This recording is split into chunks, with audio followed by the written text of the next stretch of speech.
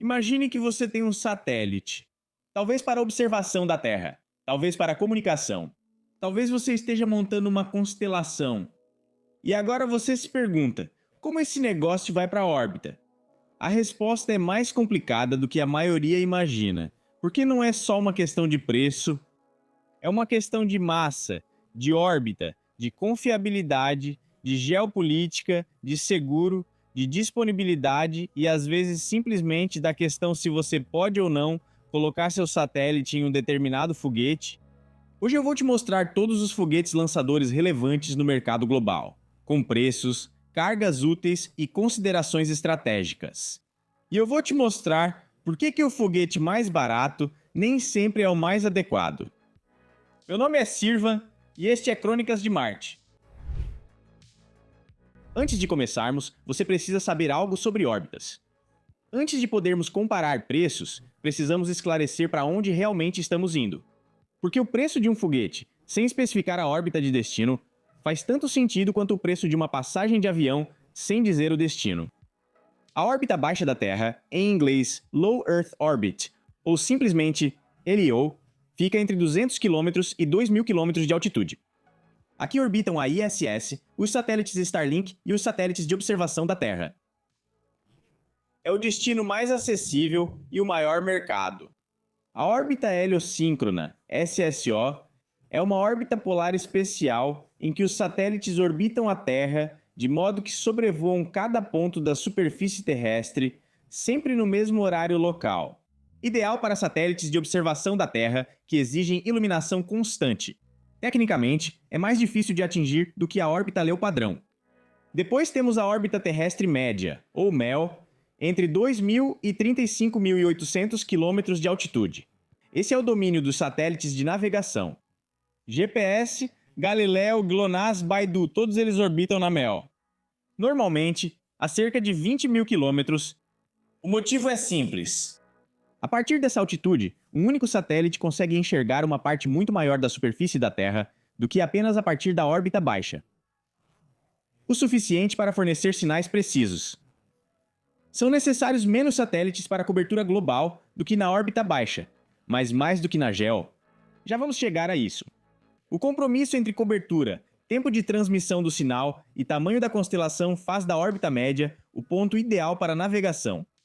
E, recentemente, também para uma nova geração de constelações de banda larga, que querem oferecer uma latência menor do que os sistemas geoestacionários, mas com menos satélites. Órbita de Transferência Geoestacionária, ou GTO, é a estação intermediária no caminho para a órbita geoestacionária. Ou seja, 35.786 km de altitude, onde um satélite gira junto com a Terra e aparentemente permanece sempre parado sobre o mesmo ponto da Terra. Satélites de comunicação, satélites meteorológicos, mas também telecomunicação e espionagem. Esse é o destino regular mais caro no mercado comercial. Então ainda existem a órbita lunar, a trajetória para Marte e os pontos de Lagrange. Mas esses são mercados de nicho para missões científicas. Por que isso é importante? O mesmo foguete possui capacidades de carga útil diferentes conforme a órbita de destino. Um Falcon 9 leva 22.800 kg para a órbita baixa da Terra, mas apenas 8,3 toneladas para o GTO, quase 3 vezes menos. O preço continua o mesmo, mas você compra claramente menos desempenho. Em outras palavras, o preço por quilo aumenta. Esse é o número mais importante para você entender. Custo por quilograma. Na exploração espacial, mede-se a eficiência, entre outros parâmetros, em custo por quilograma de carga útil colocada em órbita. Esse número mudou drasticamente nos últimos 20 anos. O ônibus espacial custava cerca de $54.500 por quilograma para colocar em órbita baixa da Terra, LEO. Isso não é exagero, esse era realmente o valor amortizado nas missões médias do ônibus espacial.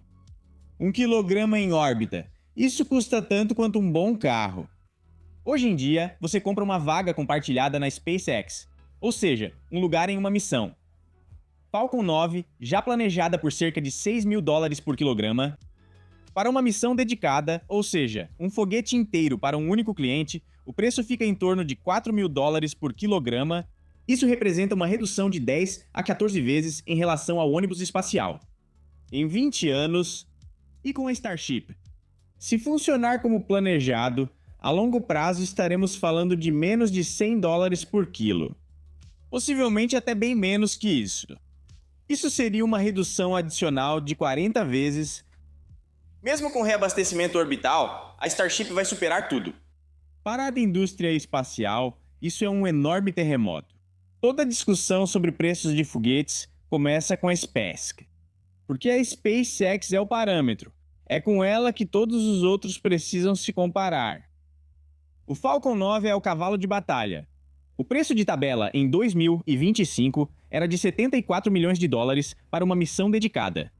Isso dá cerca de $3.200 por quilo com carga máxima.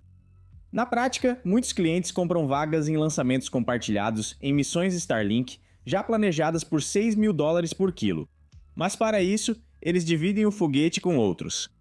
A grande vantagem do Falcon 9 não é o preço, é a sua confiabilidade e sua cadência. Em 2025, a SpaceX realizou 165 lançamentos do Falcon 9. Isso significa que, como cliente, você recebe um foguete barato que voa várias vezes por semana e cujo primeiro estágio já voou 30 vezes e cujo operador passa a ter procedimentos rotineiros e aperfeiçoados. Tempo de reaproveitamento de 13 dias. Isso é eficiência operacional em um nível que nenhuma outra empresa do mundo sequer chega perto de alcançar, mesmo que afirmem conseguir. A Falcon Heavy é basicamente 3 Falcon 9 acoplados. Literalmente, porque ela é composta por 3 estágios centrais da Falcon 9 acoplados. Preço de tabela: cerca de $90 milhões na versão parcialmente reutilizável. 54.400 quilos para a órbita baixa da Terra. Isso dá cerca de $1.700 por quilo. Para missões pesadas de GTO ou missões com alta demanda de energia, é a solução mais eficiente do mercado. Pausa rápida. Se este vídeo já está te ajudando, então aperte o botão de meio se você tiver. Se não, um like, uma inscrição ou um comentário também ajudam muito o canal. O algoritmo vai decidir nos próximos minutos se vai divulgar este vídeo ou não. E você também decide junto. Obrigado. E agora vamos continuar. O ULA, ou a United Launch Alliance, uma joint venture entre a Boeing e a Lockheed Martin, foi durante anos o único concorrente americano sério além da SpaceX. Com o Vulcan Centaur, a ULA construiu um sucessor para o Atlas V e o Delta IV Heavy. O Vulcan custa entre 100 e 140 milhões de dólares. A carga útil para a órbita baixa da Terra, LEO, é de 27.200 quilos. Mais do que o Falcon 9. Isso dá cerca de $4.000 por quilo. Ou seja, mais caro que a SpaceX com carga semelhante. Provavelmente você está se perguntando agora, por que ela ainda existe? Uma excelente pergunta. Segurança nacional. O governo americano quer pelo menos 2 opções independentes de acesso a órbitas críticas. A ULA recebeu um contrato de $5,3 bilhões para 19 missões no âmbito do Programa de Lançamento Espacial de Segurança Nacional, ou NSSL. Isso é concorrência institucionalizada. Não porque a ULA seja mais barata, mas porque monopólios na segurança nacional são perigosos. Nos últimos lançamentos, ocorreram problemas repetidos com os motores de combustível sólido. Agora sim, a Força Espacial está de olho neles. 2. E assim argumenta a ULA, perfis de missão específicos. Para certas missões de alta energia para órbitas distantes. Um nicho mínimo de alguns lançamentos por década. Além disso, a Falcon Heavy também pode fazer tudo isso. A maioria das coisas pode ser feita até mesmo pela Falcon 9, e agora já existe também a New Glenn da Blue Origin. Mas falaremos mais sobre isso depois. A Ariane 6 é a resposta da Europa para um problema que mudou de lugar. Ela é o foguete da soberania europeia. Custos de desenvolvimento de 4 a 5 bilhões de euros. Preço de tabela de 80 a 120 milhões de dólares. Dependendo da configuração. Carga útil para a órbita baixa da Terra na versão grande. 21.600 quilos. O problema: a Ariane 6 foi desenvolvida para substituir a Ariane 5 e ser competitiva em relação ao Falcon 9. Mas o desenvolvimento demorou tanto que no primeiro lançamento em 2024, o Falcon 9, contra o qual ela foi projetada para competir, já era muito mais barato e confiável do que o planejado. Uma executiva europeia do setor espacial disse: Ariane 6 é basicamente a resposta para o Falcon 9 de 10 anos atrás. Um caso clássico de correr para onde a bola está, em vez de onde ela estará. O foguete é descartável, ou seja, não tem estágios reutilizáveis. Em um mundo onde a reutilização está se tornando o padrão, isso é uma desvantagem estrutural. Então, por que alguém compraria o Ariane 6? Clientes institucionais europeus, como a ESA, autoridades europeias e operadores de satélites europeus têm interesse em manter o acesso europeu por razões políticas e estratégicas, assim como os americanos também têm. Isso pode parecer uma decisão irracional, mas o que você vê aqui é soberania como um produto. A New Glenn, o primeiro foguete de grande porte da Blue Origin, voou pela primeira vez em 2024 e já realizou vários lançamentos bem-sucedidos, incluindo a missão Escapade a Marte da NASA. A missão mais recente, de 19 de abril, onde realizaram a primeira reutilização do propulsor, pareceu à primeira vista ter corrido perfeitamente. O propulsor chamado Never Tell Me the Odds pousou pela segunda vez após uma missão bem-sucedida na balsa Drone Jacqueline. Um dos dois motores de estágio superior BE-3U não forneceu empuxo suficiente na segunda ignição. Com isso, o satélite acabou em uma órbita muito baixa e reentrou na atmosfera algumas horas após o lançamento. A missão estava assegurada. No entanto, isso é um duro golpe para a Blue Origin. Contratempos fazem parte do processo, mas causam dor e prejudicam a reputação, principalmente quando afeta os números dos clientes. O cliente era o satélite Bluebird da ESD Space Mobile. Eles também serão diretamente afetados, pois estão tentando colocar seus 50 a 80 satélites em órbita o mais rápido possível. Mas o que eles conseguiram, em vez disso, foi um satélite perdido e um dos foguetes que eles usam agora está proibido de lançar. Escreva nos comentários o que você acha disso. O preço de tabela do New Glenn está entre 60 e 90 milhões de dólares. A carga útil para a órbita baixa da Terra é de cerca de 45 mil quilos na configuração padrão. Isso torna a New Glenn, no papel, extraordinariamente competitiva. Quase o dobro de carga útil da Falcon 9 por um preço comparável. Menos de 2 mil dólares por quilo com capacidade total. O primeiro estágio é reutilizável e pousa em um navio no oceano, semelhante à Falcon 9. O segundo estágio é descartável. A dúvida sobre a New Glenn é a mesma que existe com qualquer novo lançador. Confiabilidade leva tempo. A SpaceX já tinha mais de 300 lançamentos do Falcon 9 antes que o foguete conquistasse a confiança dos clientes mais exigentes. New Glenn acabou de começar. Para clientes que não precisam depender de um foguete já testado, ou seja, que são pioneiros, ou simplesmente priorizam preços mais baixos, o foguete testado é para os clientes. Com missões críticas e prazos apertados, o Falcon 9 continua sendo, por enquanto, a escolha mais segura. Mas para acelerar um pouco essa construção de confiança, a Blue Origin contratou o ex-CEO da ULA e o encarregou de conquistar esses contratos institucionais lucrativos.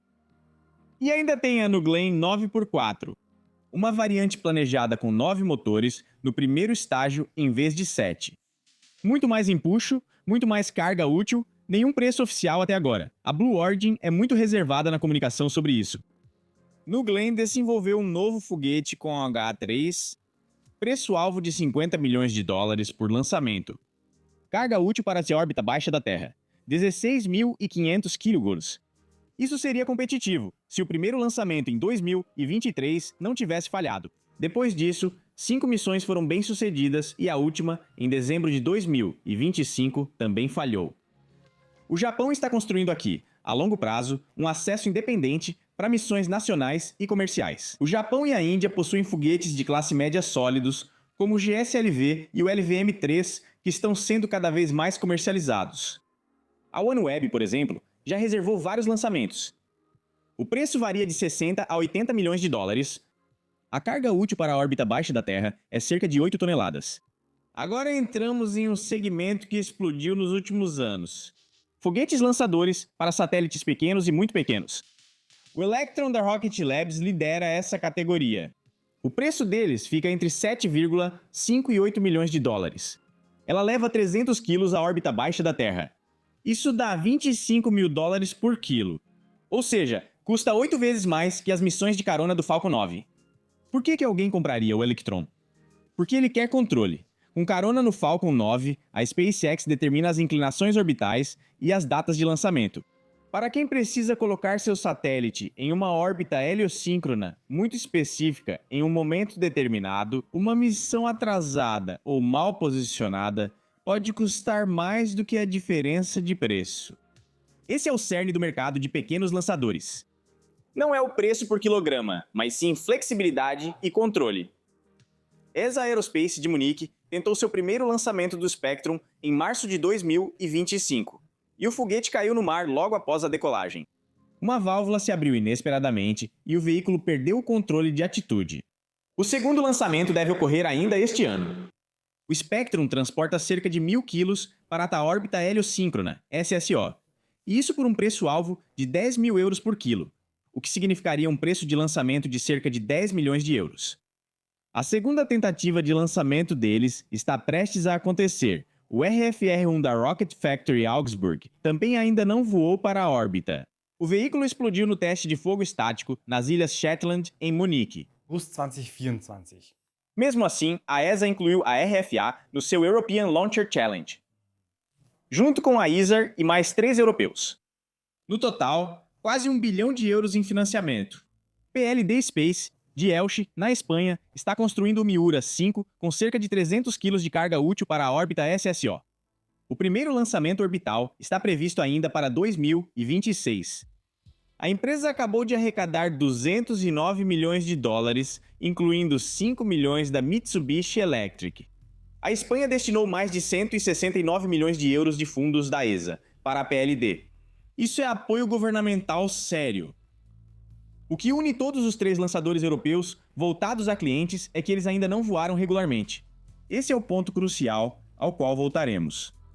Agora precisamos dar uma olhada no futuro. A Relativity Space encerrou seu lançador Terran, um voltado a clientes.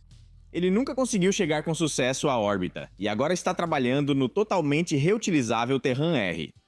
Ela levará cerca de 20 toneladas para a órbita baixa da Terra.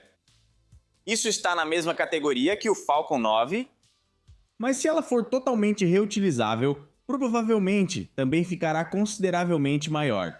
Quero saber qual abordagem eles usarão na recuperação do estágio superior. Sobre a promessa deles de impressão em 3D, vale dizer o seguinte: o objetivo inicial era fabricar um foguete 100% com impressoras de 3D. A ideia era concluir anos de fabricação em poucas semanas. Eles se distanciaram dessa ideia. Acontece que certas coisas realmente podem ser feitas melhor com técnicas tradicionais de fabricação. Eles não têm uma data oficial de lançamento, nem preços de lançamento confirmados. O Neutron da Rocket Labs é a aposta mais ambiciosa nesse campo. 13 mil quilos em órbita baixa da Terra, reutilização do primeiro estágio do foguete. O diferencial aqui é que o Neutron tem um estágio superior que não é reutilizável. Ele fica dentro da carenagem de carga na parte superior. E ao contrário de outros foguetes que descartam essa cobertura, neste caso ela é fixada e se fecha novamente após a separação do estágio superior. O preço-alvo deles está entre 50 e 55 milhões de dólares. Isso seria cerca de 4 mil dólares por quilograma. Ou seja, no mesmo nível do Falcon 9, mas com um foguete menor. O primeiro lançamento estava originalmente previsto para meados de 2025, depois para o final de 2025, agora para meados de 2026. Os atrasos estão se acumulando. Apesar de tudo, a Rocket Lab está amplamente dentro do cronograma para um desenvolvimento tão complexo. A plataforma de lançamento em Wallops Island, Virgínia, está pronta. O teste inicial de lançamento mostrará se os números teóricos se confirmam. Estrategicamente, o Neutron é interessante, porque a Rocket Lab já é uma empresa funcional e lucrativa com Electron. Eles não precisam de histórias para investidores. Eles precisam de um foguete de verdade. Isso os diferencia de startups que dependem exclusivamente de receitas futuras. Além disso, eles têm uma base de negócios totalmente diferente, o que os torna muito sólidos. Com eles, você pode ter um satélite projetado, construído, lançado e operado. Isso parece ser um modelo de negócio muito atraente. Precisamos falar sobre a Starship. A Starship é totalmente reutilizável. Propulsor e estágio superior. Eles ainda não chegaram lá, mas deve ser questão de alguns anos. Mas mesmo sem a reutilização do estágio superior, o sistema Starship pode ser utilizado. E cada lançamento é usado para aperfeiçoar a reutilização. Com isso, eu diria que a Starship chegará ao mercado antes do que muitos podem imaginar. Ela deve levar pelo menos 100 toneladas para a órbita baixa da Terra na versão reutilizável. Até 250 toneladas se abrir mão do retorno. Para comparação, toda a Estação Espacial Internacional pesa cerca de 420 toneladas. Com reabastecimento em órbita, a Starship deverá ser capaz de levar essas 100 toneladas para ir na superfície da Lua e de Marte. Futuras versões podem levar mais ainda. Elon Musk fala, a longo prazo, de um preço de lançamento abaixo de 10 milhões de dólares. Em um cenário mais realista, ou seja, nos próximos anos, com reutilização parcial e aumento da cadência, fala-se em 100 a 200 dólares por quilograma. Para comparação, o ônibus espacial custava 54.500 dólares por quilograma. Se esses números forem atingidos, mesmo que perto disso, a Starship transformará o setor espacial. Satélites antes inviáveis pelo custo de lançamento agora se tornam economicamente possíveis. Missões para a superfície da Lua, para asteroides ou para Marte se tornarão acessíveis para atores privados.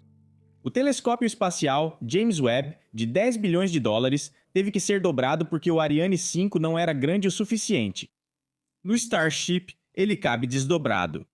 Só imaginem tudo o que será possível com isso. Isso não é material publicitário. São as consequências físicas de um veículo muito grande, muito barato e totalmente reutilizável. Aliás, se o Starship fascina vocês tanto quanto a mim, então temos algo para vocês. Nos próximos dias, esses modelos de Starship, em edição super limitada, estarão disponíveis na nossa loja online. Alguns deles já foram reservados. Quem quiser, pode reservar por e-mail. Alguns já foram vendidos. Para a fabricação, usamos o Prusa Core One. Ele é excelente para a produção em pequena escala. E para quem pode esperar um pouco mais, o SLS vem em seguida. Acompanhem. Os links da impressora e do modelo estão na descrição abaixo. Vamos voltar ao Starship. A Starship ainda não opera comercialmente. As primeiras missões comerciais começam em 2027. Uma das primeiras cargas úteis, o Superbird 9 de um fornecedor japonês, está sendo construída pela Airbus Defence and Space em Toulouse, na França.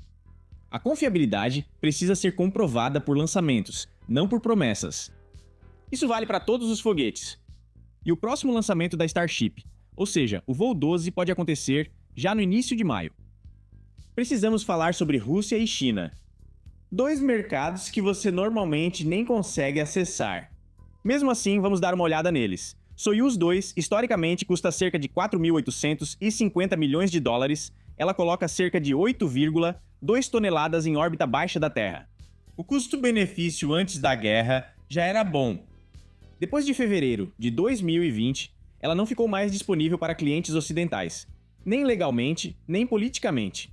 O Proton M da Rússia era o foguete de carga pesada para missões GTO, e está sendo descontinuado, porque já não tem mais uma posição relevante no mercado. Em outras palavras, ninguém precisa dela. A China tem uma família inteira de foguetes longa marcha, desde os pequenos até as variantes super pesadas.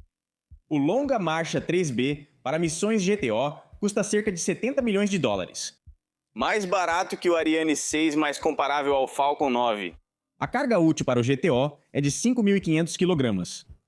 O problema para os clientes ocidentais: a maioria dos satélites ocidentais contém componentes americanos, ou são construídos para instituições americanas ou aliadas. E o ITAR, o Regulamento Internacional de Tráfego de Armas, proíbe em muitos casos o lançamento em foguetes chineses ou russos. Essa é uma regra americana, a qual se deve obedecer ao utilizar esses componentes. Foi lançado mais de 90 vezes em 2025. Isso é enorme e mostra a capacidade. Mas esse mercado simplesmente não é acessível para a maior parte da indústria ocidental de satélites comerciais. Agora vem a parte que não aparece em comparações simples de preços. Ou seja, as considerações estratégicas que estão por trás da decisão de qual lançador escolher no final das contas. Órbita primeiro. Antes mesmo de considerar um fornecedor, define-se o perfil da missão. Qual inclinação, ou seja, o ângulo em relação ao equador, qual altitude, qual horário local no SSO, quais requisitos de órbita de transferência, etc. Isso já elimina imediatamente uma grande parte dos foguetes disponíveis. Dedicado ou compartilhado. A missão compartilhada custa menos por quilo, mas segue a órbita do cliente principal. Quem precisa atingir precisamente a sua órbita paga por uma missão dedicada. Quem é flexível ou tem seu próprio motor economiza bastante com uma missão compartilhada. Confiabilidade é mais cara do que o preço. Se o seu satélite custa 50 milhões de dólares e se perde em um lançamento com um lançador barato, mas não testado, o desconto de 5 milhões no lançador não foi um bom negócio. Os prêmios de seguro refletem isso. Um lançamento no Falcon 9 custa menos para segurar do que em um lançador com só 3 lançamentos. Dann die geopolitische Exposition. Depois de 2022, todos que dependiam do Soyuz aprenderam. A capacidade de lançamento não pode ser um ponto único de falha.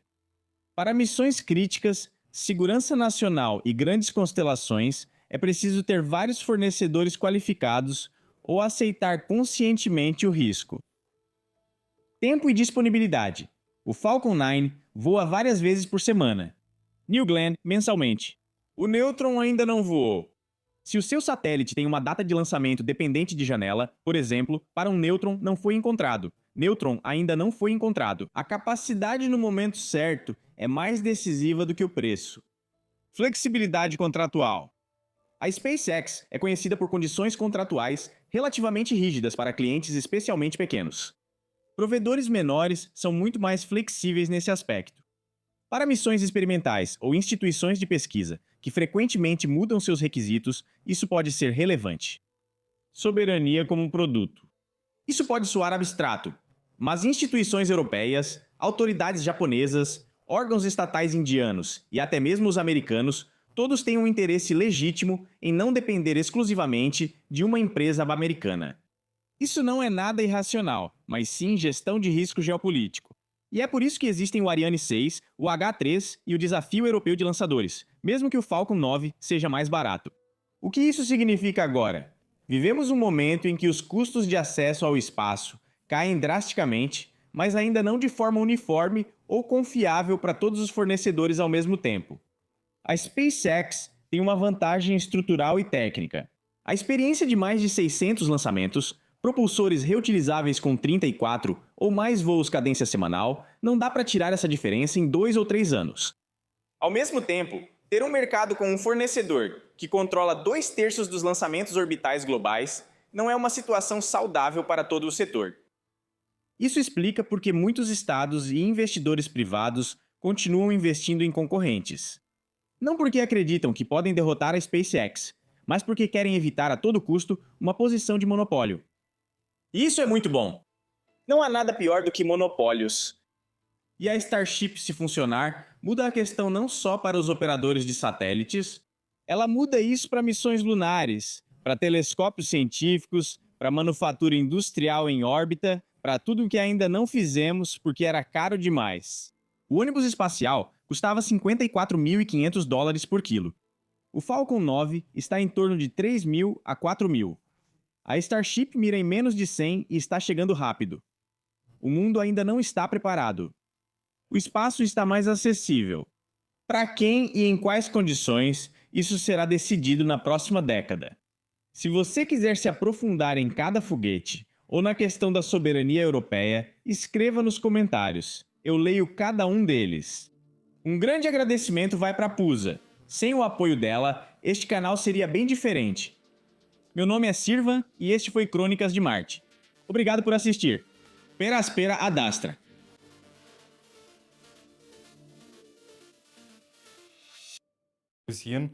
Priorizar, priorizar, priorizar, priorizar. Priorizar, priorizar, priorizar. Espero que eu não saiba mais essa palavra. Órbita SSO. Órbita SSO. Chama-se SSO.